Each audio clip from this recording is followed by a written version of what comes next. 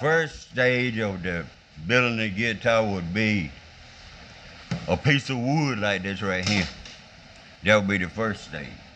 I got to put my template up there and cut the places for the pickups and the electronics and stuff. This was made from a cherry tree crotch.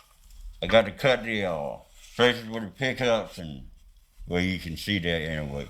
And do the back and then put the neck on and stuff and then we're ready to go. How long does it take to do that? Man, forever. See, I use hand tools on car I want to. I done bought all kind of tools, but the hand tools are more comfortable. Dumb John Brown electric tools will get you in trouble.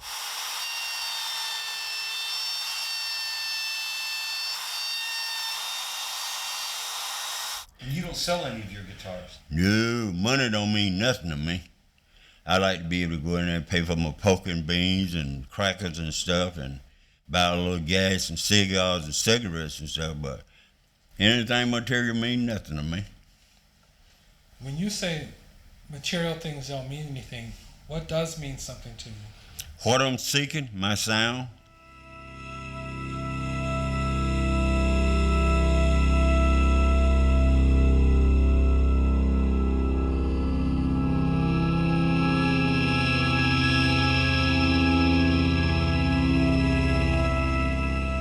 I should not have never heard it. And nobody don't believe how controlling it was momentarily. And I ain't never heard it before. Everybody say I'm a crackpot. It had to been back in the 80s because that's when that woman came down here, that model where I married. I walked out on the, down the steps of my shop and everything, and that was it. Whew, there you is. It was more of a feeling, a sound. It felt so goddamn good till you didn't want it to leave. I thought it had lasted forever, but it didn't. Actually, it didn't last but a few seconds. Sure did. It felt so goddamn good, man, it's pathetic. You just ain't never experienced it. Hard to explain, and it's been that way ever since.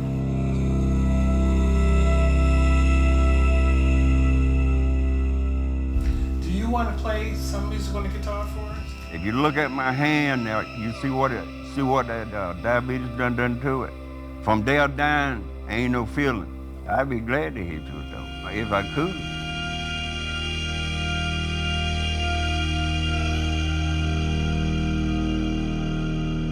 I've been making guitars so long it's pathetic.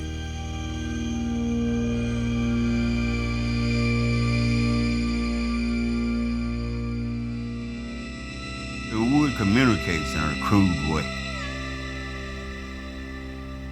Sure do.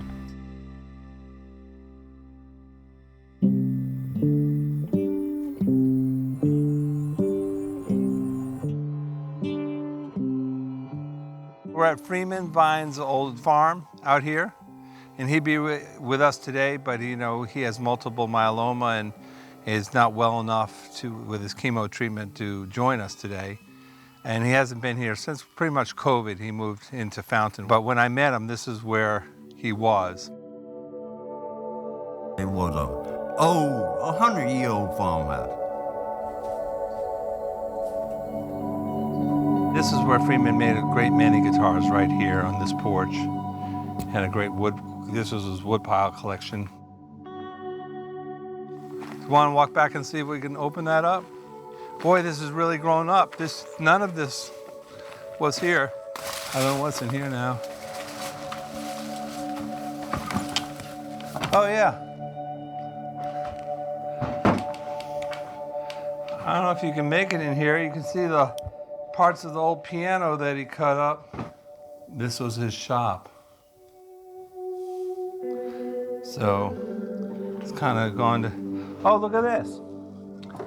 That's some of the hanging tree wood right there. I gotta bring that to him. This is part of that lumber. Wow, that's a heavy stash.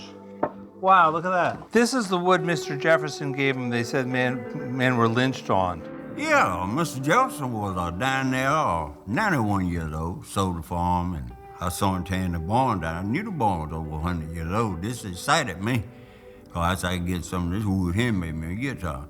I had carried a shoulder full to the truck. Came back, had another pile on my shoulder, and he said, Freeman, you might not want that wood there. I said, why is that, Mr. Billy? He said, young black man was hung on that tree.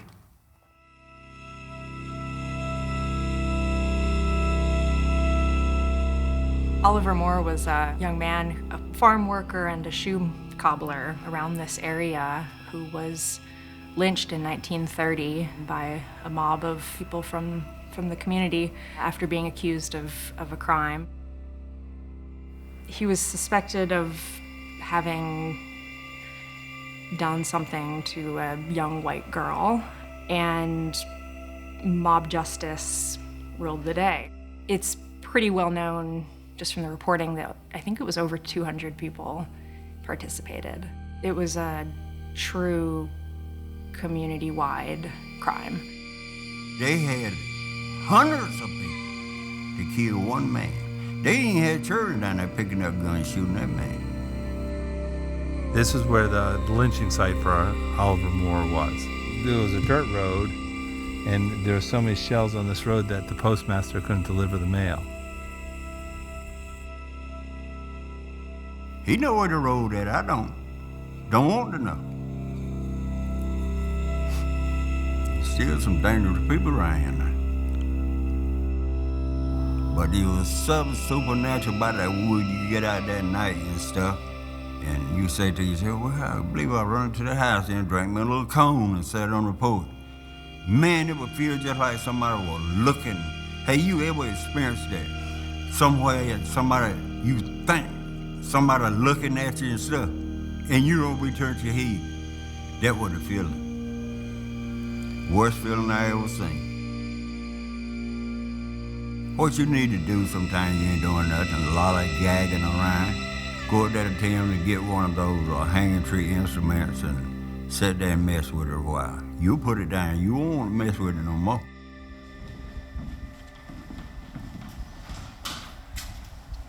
This guitar, he pulled that out, and I was spellbound.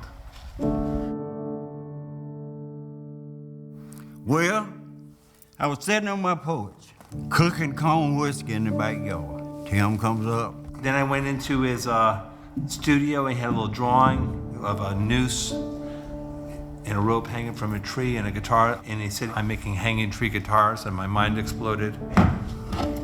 Ugh. This is one of the hanging tree guitars. This strip right here in the middle is part of that wood. So I put him out in the field, and I was carrying this camera on another stand, and put him out in the field, and through some stuff I made this big frame and put guitars, and that was hanging tree guitars hanging over him, and that's the cover of his book.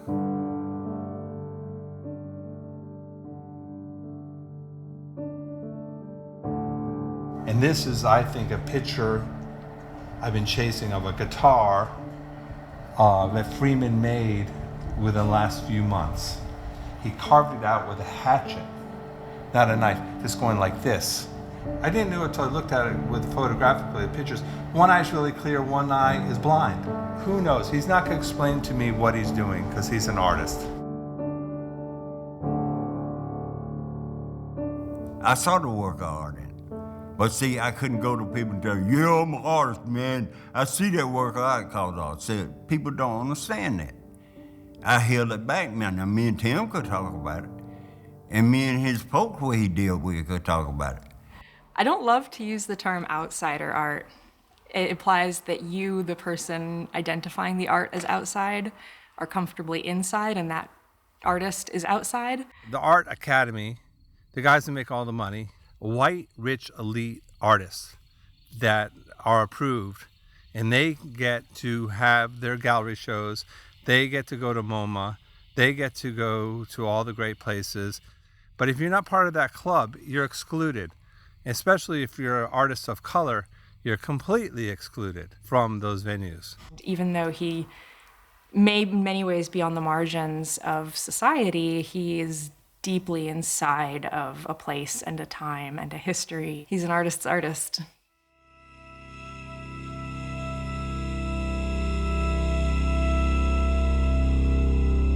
guitar meant nothing to me. The sound is what I'm looking for.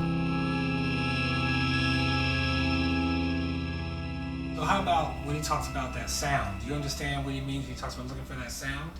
I think he liked the sound of that guitar, you know, blung, blung, blung. When he make a guitar and it sound good to him, then it make him happy. Okay, I can sing a song. I don't need no I prayer. ain't gonna pray for him, but I will sing a song for him. Beautiful. Okay. Be not dismayed, whatever betide, God will take care of you. Beneath his wing, his love abide. God will take care of you. I know that God will take care of you through every day. All along the way, he will take care of you. God will take care of you.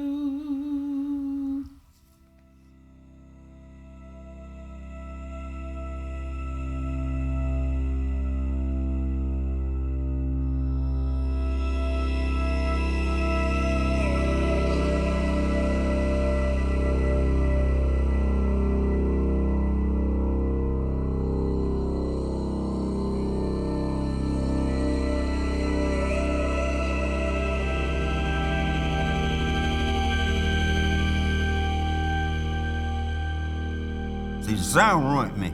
It's worse than heroin. People get tired of me talking about it when they talk about music, but I can't help it. It done something to me.